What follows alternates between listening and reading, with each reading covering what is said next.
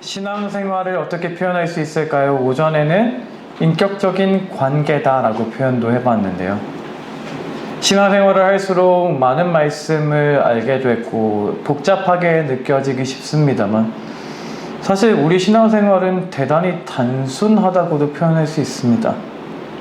신앙생활 하는 사람들이 교회에 모여서 하는 일이 뭔가요? 대부분의 일은 예배입니다. 신앙생활 하는 사람들이 언제 교회에 가나요? 예배 시간에 교회에 가죠. 물론 다른 모임이 있어서 어떤 모임을 하기도 하고 어떤 다른 활동을 하기도 합니다. 그렇지만 교회에 있어서 중심된 일은 예배이고 신앙생활의 중심된 일도 예배입니다. 그만큼 신앙에서 가장 중요한 일이다라고 말할 수 있는 게 예배라고 할 수 있겠고요. 그렇다면 우리가 가장 힘써야 하는 것이 예배라고 말할 수 있는 거죠. 그러니까 예배를 잘하는 사람, 예배를 잘 드리는 사람이 하나님이 기뻐하시는 신앙생활을 하는 사람이다 라고 표현해 볼 수도 있는 겁니다. 그래서 우리는 성경에 여러 가지로 예배에 대해 가르치신 말씀을 알고 있는데 특별히 오늘 본문에는 그 예배에 대해 가르치시는 아주 유명한 구절이 나와 있습니다. 그런데 문제가 하나 있어요. 이 유명한 구절이 역본이 바뀌면서 달라졌거든요. 표현 방식이 달라져서 문제입니다.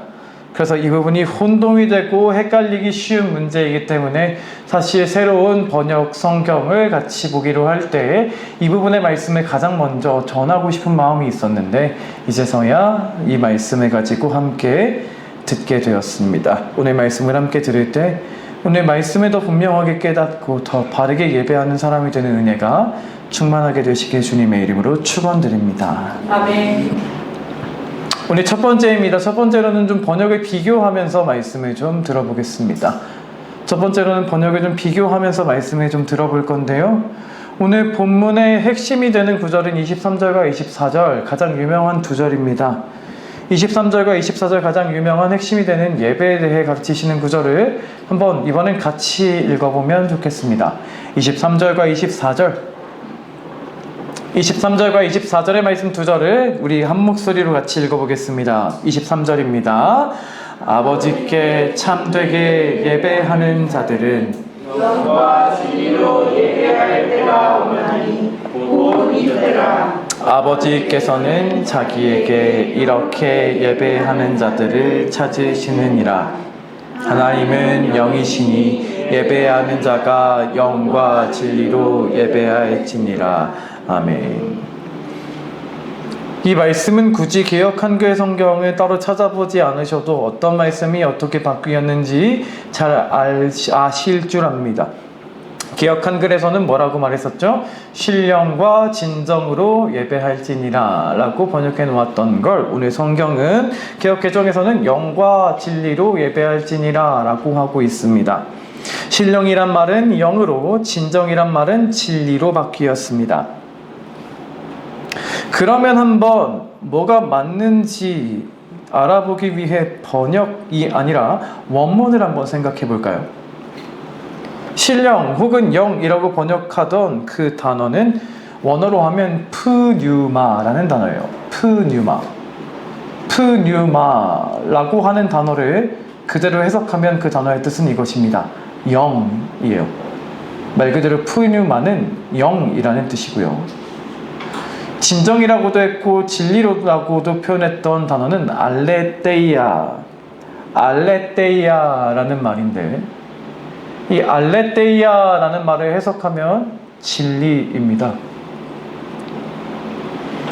그러니까 신령과 진정으로라고 우리가 알고 있었던 말을 영과 진리로라고 번역한 건 사실 원어에 있는 그 말을 그대로 바꾸어 놓은 거다, 그대로 해석해 놓은 단어가 된다라는 결론이 되는 거예요. 그럼 여기서 이렇게 질문해야 합니다. 지금 새로운 번역이 원문 그대로의 뜻을 기록해 놓았고 이전 성경은 원문 그대로의 뜻이 아니라 다르게 기록해 놓았다면 이전의 신령과 진정으로는 틀린 거고 지금 영과 진리로는 맞는 걸까요? 전 언젠가 이 본문에 대한 설명을 들을 때, 설교를 들을 때였던 것 같은데 어떤 분께서 이전 번역은 틀렸고 지금은 맞는다 라는 식으로 표현하신 것도 들어보았던 것 같습니다. 하지만 저는 그렇게 말하고 싶지 않습니다. 왜냐하면 이것은 번역일 뿐이기 때문이에요. 이전의 것이 잘못되었다라고 표현한다면 이전에 그것이 옳다고 믿고 따랐던 그 말을 실천하려고 했던 모든 성도들의 행동이 다 잘못되었다는 말을 하는 걸까요? 저는 그런 오해를 낳게 만들면 안 된다고 생각하는데 때로 강조하느라 아마 그러셨겠죠. 이전 것이 틀렸고 지금이 맞다는 식으로 말씀하시는 것도 들어본 적이 있었습니다만 저는 그게 별로 좋지 않다 생각합니다. 물론 사람이 하는 일이니까요. 성경 전체를 보면 진짜 틀린 것도 있을 수 있습니다. 이건 이렇게 하는 건 좀 많이 틀렸고 이건 이렇게 고쳐야 한다는 것도 얼마든지 있을 수 있지만 웬만해서는 그런 일이 생기지 않는 것이 성경입니다. 성경을 번역하는 사람들이 정말 꽤나 많은 노력을 가지고 기울여서 번역해 놓은 그 의미를 살려놓은 책이거든요. 그래서 번역본들에는 그렇게 표현할 만한 이유가 있었다라고 인정해 줄 수 있는 것들이 많이 있습니다. 물론 점점 더 현대식으로 아니면 너무 자기 멋대로 번역을 해놓은 성경들이 있어서 원문을 좀 훼손한 것들도 있지만 적어도 우리가 교회에서 사용하는 이 책들의 표현들만큼은 잘못되었다라고 말하긴 어려운 것들이 대부분입니다. 그 안에 충분한 이유가 있고 충분히 의미를 담아 표현해 놓았던 거예요. 다만 그런 것에 대해서 충분히 설명은 해주지 않으면서 전에 건 틀렸고 지금이 맞아요 라고 말하는 건 저는 별로 좋은 것 같지 않습니다. 그렇다면 이 번역의 문제에 대해서 조금 더 생각을 해볼까요? 우리나라에 제일 처음에 성경이 나온 게 언제였을까요? 제일 처음에 성경이 전해진 건 1800년대 후반이에요. 19세기 말인 거죠. 19세기 말에 선교사님들에 의해 성경이 번역되어서 성경이 전체 합본이 아니라 낱권이나 몇 개씩 묶은 책으로 전해지기 시작했습니다. 그러다가 성경이 처음으로 통합된 한 권의 책으로 한글이 전해진 게 1911년 성경전서라고 하는 책이에요. 그렇게 되었다가 그 성경전서가 또 시대에 맞지 않는다, 뭐 여러 가지 이유로 맞춤법을 교정한다, 여러 가지 이유로 다시 번역이 되고 교정을 하다가 우리가 보아왔던 개역 한글이라는 성경이 나왔던 거고요. 그 이후로 98년에 개역 개정이라는 성경이 처음 나오기 시작했습니다.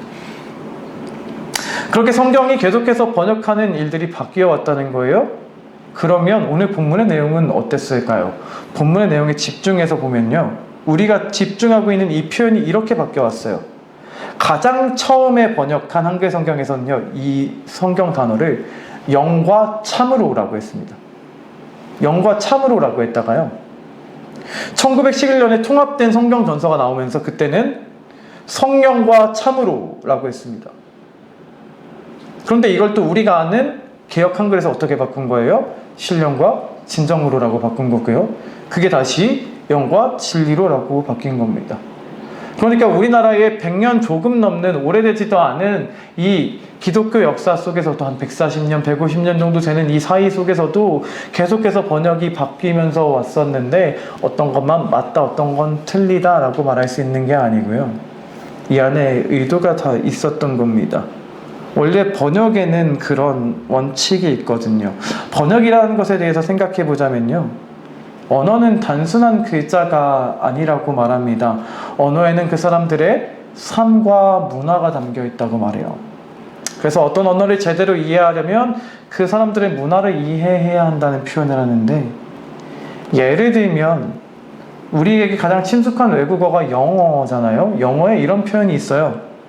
나 발이 차가워졌어 라고 하는 표현이 있답니다. 이 표현 무슨 뜻 같으세요? 내가 갑자기 지금 좀 발이 동상에 걸린 것 같아, 그런 걸까요? 영어로 나 발이 차가워졌어 라는 말은 그런 뜻이래요. 내가 너무 갑자기 긴장되고 겁이 나서 앞으로 한 발짝도 못 나가겠어 라고 하는 걸 그 사람들은 나 발이 차가워졌어 라고 표현한대요.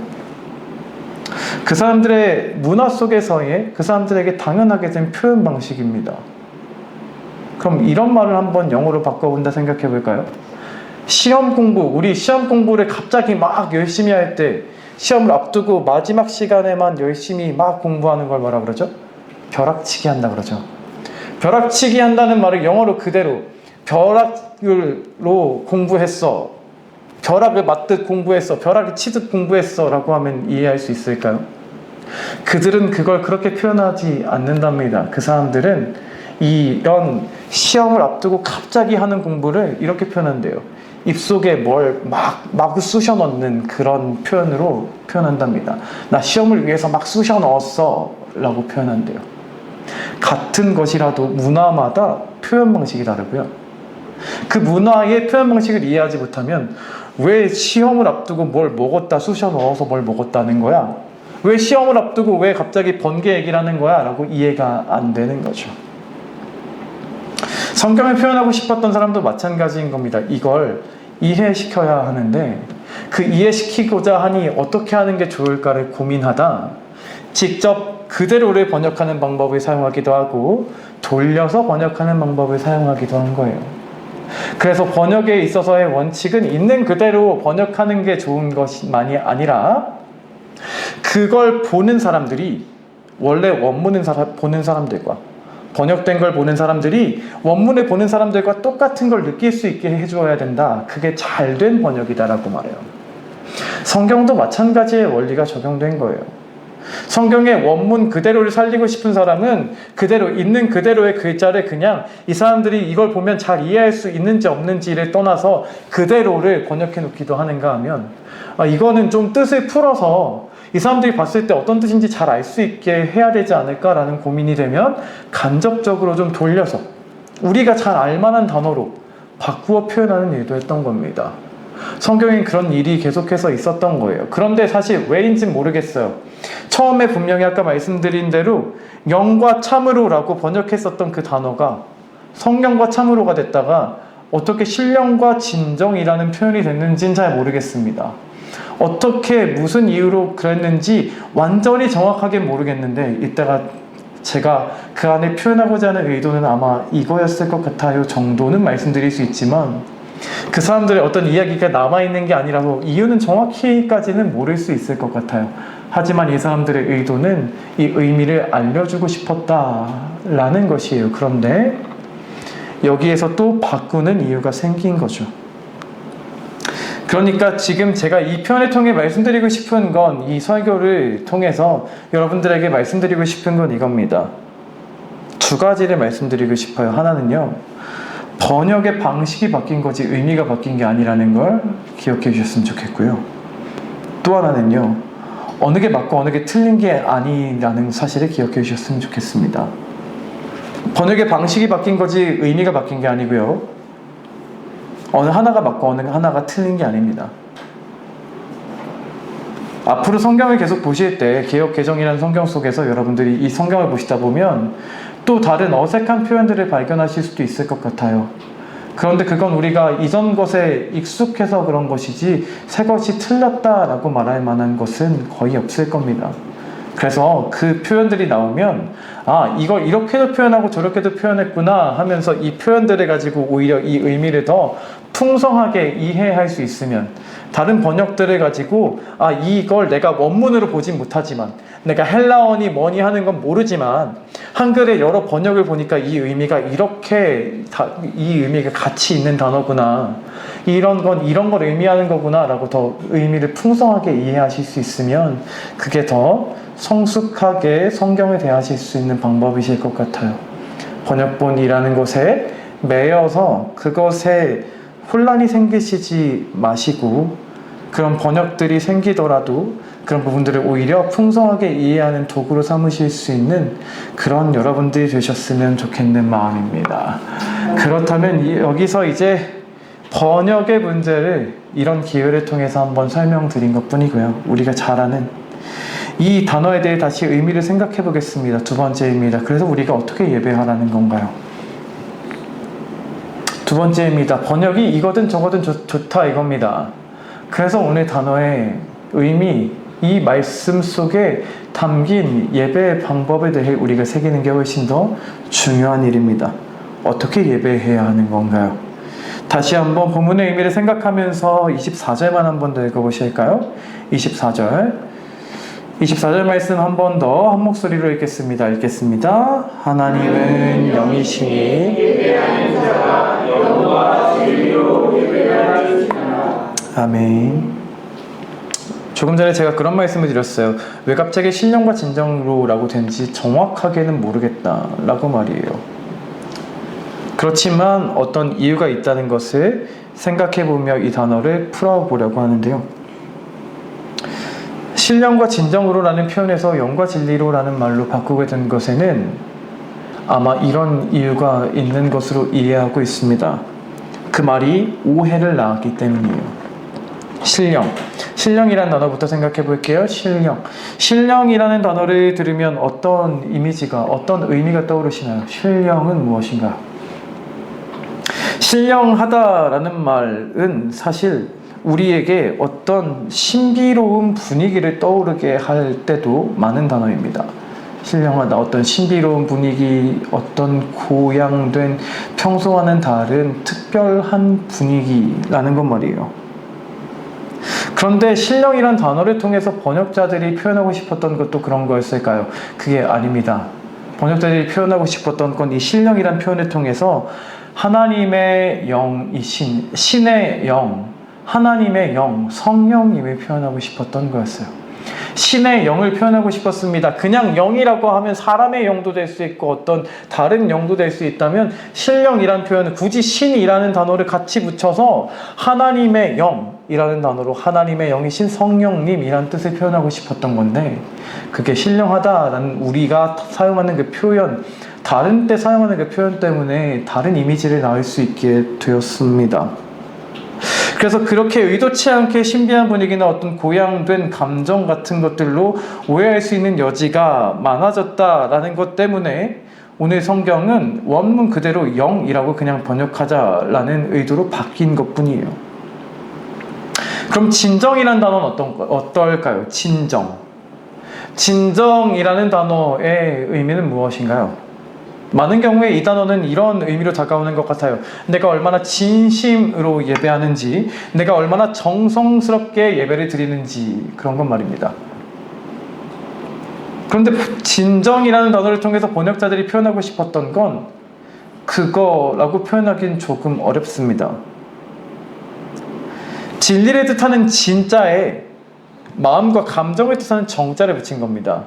이 사람들이 표현하고 싶었던 건 뭐였냐면 진리로부터 오는 마음을 표현하고 싶었던 거예요. 진리라는 진짜에 정, 마음, 감정이라는 단어를 붙여서 진리로부터 오는 마음, 진리로부터 오는 감정이라는 걸 표현하고 싶었던 거예요. 그런데 이것도 진리로부터 우러나오는 그 마음을 표현하고 싶었던 의도와 다르게 어떤 한쪽의 의미로만 치우쳐져 있는 것, 그것을 막고 싶어서 진리라는 단어를 그냥 원문 그대로 사용했다 라는 것입니다. 다시 말씀드리지만 어떤 것이 틀렸다, 어떤 것이 맞다를 말하고 싶은 게 아니라요, 이 표현의 의도가 무엇이었고 그 의미가 무엇인지를 파헤쳐가는 겁니다. 그래서 신령과 진정으로 라는 표현으로 하든 영과 진리로라는 표현으로 하든 그 안에 담긴 의미는 동일한 겁니다. 첫 번째로는 성령님의 역사하심 속에 예배드리라고 하시는 거고요. 두 번째로는 진리 가운데 예배하라고 하시는 겁니다. 진리 가운데 예배해라. 그런데 이 의미는 대단히 추상적이죠. 대단히 추상적이기 때문에 우리는 다시 이 의미에 대해서 조금 더 구체화할 필요가 있습니다. 첫 번째로 다시 생각해 봅니다. 첫 번째로 오늘 본문이 가르치시는 건 우리는 성령으로 예배해야 한다는 겁니다. 성령으로 예배해야 한다. 성령으로 예배한다는 것은 어떤 말일까요? 성령으로 예배한다. 이 말은 여러 가지로 풀어볼 수 있는 의미가 됩니다.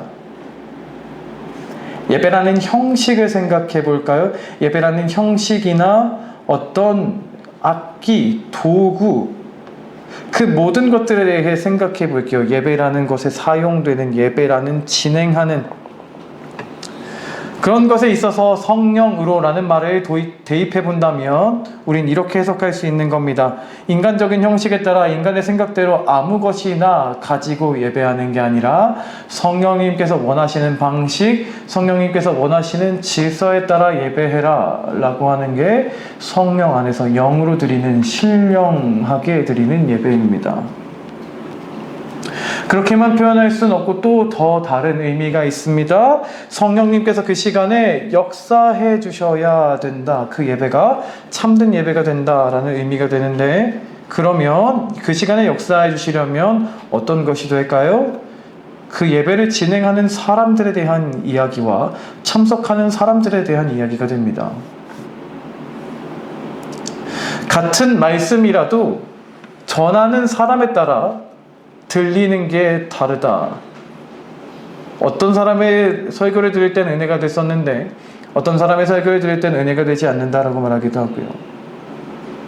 어떤 사람이 찬양을 부르는 소리를 들을 땐 그 사람이 부르는 소리가 대단히 감동이 되는데, 어떤 사람이 똑같은 찬양을 들으는데 그 사람의 소리를 들을 땐 별로 감동이 안 되기도 합니다.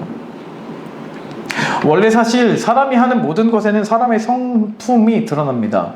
만들기 하나를 해도, 운전 한 번을 해도 그 사람의 성향이 담겨요.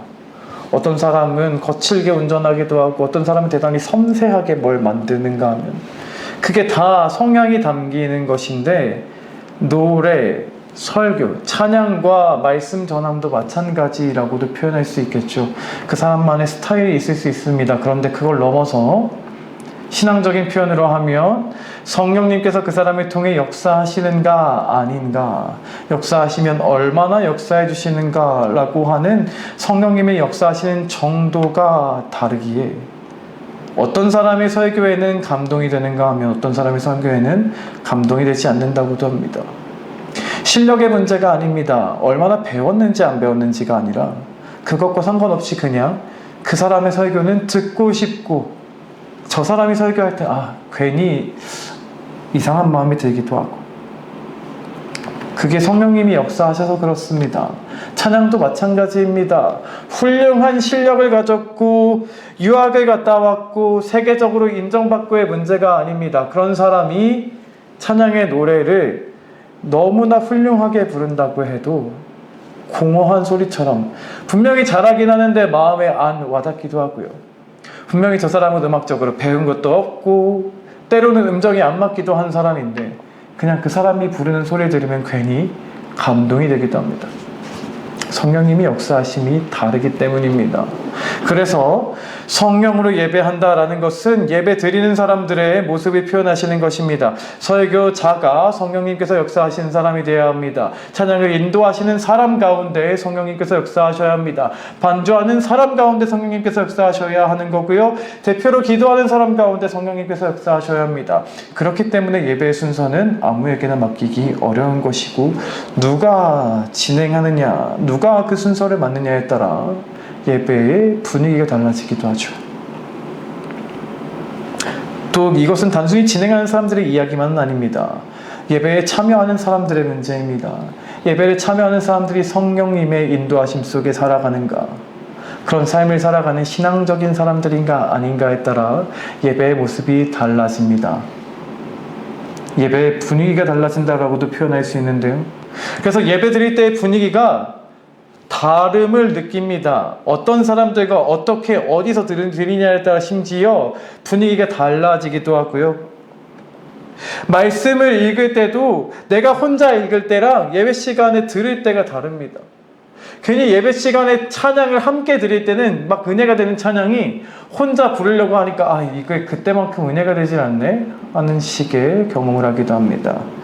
이 모든 것이 성령님이 역사하시는 것이기 때문입니다.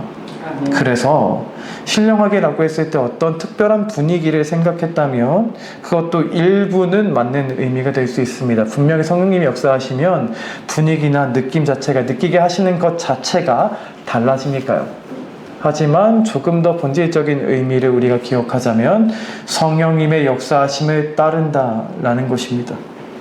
성령님의 역사하심이 있어야 합니다. 성령님의 역사하심이 없이는 안 되는 것이기에 대표기도 하실 때마다 설교자를 위해서도 기도해 주시는 게 그래서 의미가 있는 것이 되는 거고, 그래서 성령님이 역사하지 않으시면 아무리 훌륭한 사람이 온다는데 소용이 없어지는 겁니다. 사랑하는 여러분, 그렇다면 오늘 우리의 예배 가운데 성령님의 역사하심이 있을까요?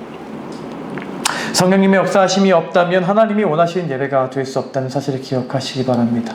우리 정문교회가 드리는 이 모든 예배가 성령님께서 역사하시는 가운데 아름답게 드려지는 예배가 다 되게 하시길 주님의 이름으로 축원드립니다. 아멘. 두 번째로는 우리는 진리로 예배해야 한다고 말씀하십니다.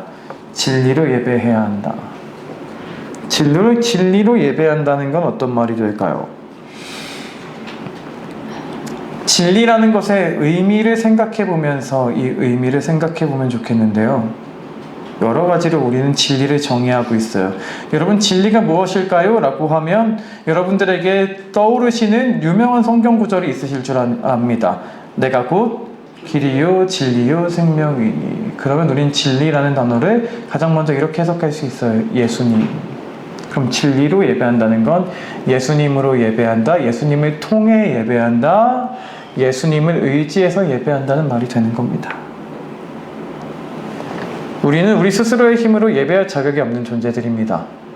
우리는 천국에 들어가지 못할 죄를 짓고 사는 사람들이기에 예배를 드릴 수 있는 자격이라고 말할 수 있는 것은 없는 존재들이죠. 그런 우리에게 예수님만이 하나님께로 나아갈 수 있는 유일한 길이 되시는 줄로 믿습니다. 그렇기 때문에 우리의 예배에서는 늘 예수님의 기억함이 있어야 하는 겁니다. 예수님의 공로를 의지하는 것, 예수님의 공로를 찬양하는 것, 십자가를 기억하고 찬양하고 그 보혈의 공로를 의지하며 다시 한번 나아가는 것, 그것이 우리에게 있어야 하는 예배의 모습입니다. 이것을 진리로 예배한다라고 표현하신 것입니다. 또 다른 진리의 의미를 한번 찾아볼까요?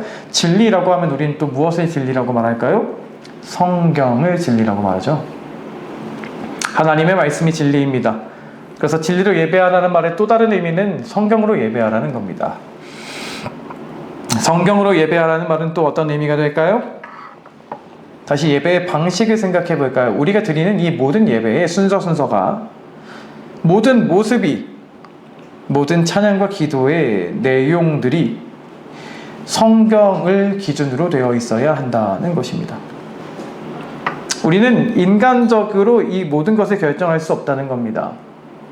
인간적인 이유로, 임의로 담임 목사가 이렇게 저렇게 그냥 바꿀 수 있는 문제도 아니고, 인간적인 방식이나 전통이나 세상의 문화에 따라 그냥 바뀔 수 있는 것이 아니라 성경이라는 절대적인 진리가, 절대적인 기준이 예배 안에 있어야 한다는 것입니다. 그래서 그 절대적인 진리를 기준으로 예배할 때, 그때만이 그것이 기준되어서 무엇이 예배에 합당한가, 어떤 것이 올바른 것인가를 분별함으로 예배할 때 우리의 예배가 하나님이 기뻐하시는 예배, 하나님이 원하시는 예배가 된다는 뜻입니다. 한 가지를 더 살펴볼까요? 이번에는 진리를 아는 사람들의 반응입니다. 진리를 아는 사람들, 진리이신 예수님을 알고 진리이신 말씀을 알면 그 사람은 어떻게 반응하게 될까요? 이것이 진정이란 단어가 표현하고 싶었던 말입니다. 진리를 아는 사람은 진실하게 하나님께 나아가게 된다는 것이에요. 이것이 진리로 예배하는 것입니다. 진리이신 하나님, 나를 진실하게 대하시고 변함없이 나를 사랑해 주시는 그 하나님을 알게 되면 나도 진실하게 하나님 앞에 반응하게 되고, 나도 하나님 앞에 진실한 사랑을 보여드리게 된다는 겁니다. 진리이신 그 말씀, 영원토록 변함없으신 그 말씀에 따르는 사람은 나도 시간에 따라 변하는 사람이 되는 게 아니라 진실한 사람으로 하나님께 반응하며 예배하게 된다는 거예요. 그것이 진리에서 오는 진정이라는 말로 표현하고 싶었던 마음입니다. 단순하게 내가 열심히 라는 것이, 내가 최선을 다해서 라는 것이 진정의 의미였던 것이 아니라 우리가 진리이신 하나님을 알게 되면 그렇게 반응하게 된다는 겁니다. 그렇게 반응하지 못한다면 둘 중에 하나라는 것이 성경의 분명한 확언이에요. 진리이신 하나님을 아는데 하나님 앞에 진실하지 못하게 반응한다면 하나님을 우습게 여기고 있다는 거고요. 교회 안에 있지만 진실하게 반응할 줄 모르는 사람이라면 아직 진리이신 하나님을 제대로 모르는 것이라고도 표현해 볼 수 있는 겁니다. 제대로 모르는 것이거나 하나님을 무시하는 게 아니라면 진리이신 하나님, 진실하신 하나님을 알면 나도 하나님 앞에 진실함으로 반응하여 예배하게 되는 겁니다. 그것이 오늘 표현하시는 진리로 예배함의 모습입니다. 이렇게 우리가 잘 아는 말씀의 표현에 다시 그 깊이를 생각해보며 또 번역의 차이를 생각해보며 함께 말씀을 들어보았습니다. 말씀을 맺어봅니다. 신앙생활을 하면서 우리 안에 여러 가지 잘못된 생각이 나도 모르게 생기기 쉽다면 그 중에 하나가 또 이런 거라고 생각합니다. 내가 예배를 드리기만 하면 모두 다 하나님이 예배를 받으신다는 착각이. 성경은 그렇게 말씀하신 적이 없습니다. 형제가 예배를 드려도 한 사람은 받으시고 한 사람은 받지 않으셨습니다. 그렇다면 우리의 예배도 오전 예배는 받으시고 오후 예배는 안 받으실 수도 있고요. 같은 자리에 있어도 누군가의 예배는 하나님 앞에 상달되지만 누군가의 예배는 상달되지 않는다라고도 말할 수 있는 겁니다. 하나님이 기뻐하시는 예배가 내가 예배를 드리기만 하면 다 그렇게 될 수 있는 줄로 착각해서는 안 됩니다. 성경은 오히려 올바른 방법이 있다 하십니다. 올바른 방법으로 예배할 때 하나님이 원하시는 예배의 모습으로 예배할 때는 그 사람들을 찾고 계시며 그것을 기뻐하시며 연락하시겠지만 그런 모습으로 예배하지 못할 때는 우리의 노력이 소용이 없게 될 겁니다. 싫어하실 것입니다. 잘못된 예배를 드릴 땐 성경이 말씀하셨습니다. 차라리 그 성전의 문을 닫아서 그런 예배는 안 드리게 했으면 좋겠다. 이스라엘을 향하셨던 그 말씀이 오늘 우리를 향한 말씀이 될지도 모르는 겁니다. 사랑하는 여러분, 우리는 하나님이 기뻐하신 예배를 드리고 있을까요? 오늘도 하나님은 찾고 싶어 하십니다. 하나님이 기뻐하시는 모습으로 예배하는 그 사람을 찾고 싶어 하십니다. 오늘 우리가 그 찾고 싶어 하시는 사람이 되었으면 좋겠습니다. 다시 한번 영과 진리로, 신령과 진정으로 예배할 수 있는 하나님의 사람이 되어서 하나님께서 기뻐하시는 모습으로 예배하여 우리의 신앙의 모습이 하나님 앞에 인정하심을 얻고 기쁨이 되는 놀라운 역사가, 놀라운 은혜가 우리 안에 충만케 하시길 주님의 이름으로 축원드립니다. 우리 그렇게 오늘 들은 말씀을 가지고 소원하는 간절한 마음 가지고 함께 찬양하고 마치도록 하겠습니다. 주의 임재 앞에 잠잠해 찬양할 때인데요, 하나님 앞에서 하나님께서 기뻐하시는 예배로 하나님께 영광 드리기를 원한다는 마음의 고백으로 함께 찬양하고 기도하고 마치겠습니다.